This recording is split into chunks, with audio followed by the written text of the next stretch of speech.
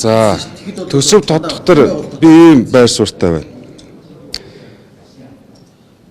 Ер нь төрийн урсгал зардал бол арай л дэндүү байна. Оронтой бол яста хэмжээ хязгааргүй нэмэгдэж байна.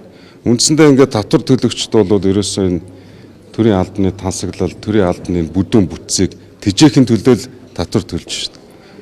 Татварын хувь хэмжээ буурах ямар ч одоо шинж тэмдэг энэ яригдж байгаа асуудлууд өөр гарахгүй юм байна. Ерөнхий сайд энэ ондоо багтаа татрын багц хуулийг оруулж ирнэ.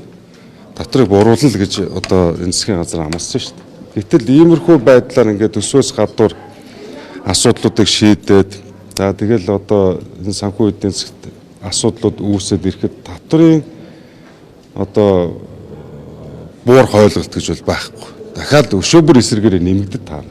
Энэ бүгд чинь төсөө бүрдүүлэхэд яах юм? Татвараа нэмжил төсөө бүрдүүлнэ шүү дээ. Тансаглал талдаа одоо өчигдөр бас нэг мэдээ сонслоо. Одоо мань мэтэн одоо нэг хэлэхэд бас тий боломжтой ч гэсэн Lexus 600 гэдэг машины бараг үзээгүй л шүү дээ. Гэтэл тэр одоо Lexus 700 буюу одоо хамгийн үнэтэй машинуудыг хэд гурваар нь худалдаж аваад л шүү дээ. За ингээл одоо гадаад томилолт, үргүү зардал, энд тент нэг баахан бүтэц энийгээ бол ерөөсө харахаас өөр аргагүй шээ. За энэ үднээсээ төсвийг бол бид нэр эргэж харах хэрэгтэй. Өөрөөр хэлбэл төрийн урсгал зардлыг бид нэр танихгүй болохгүй байна.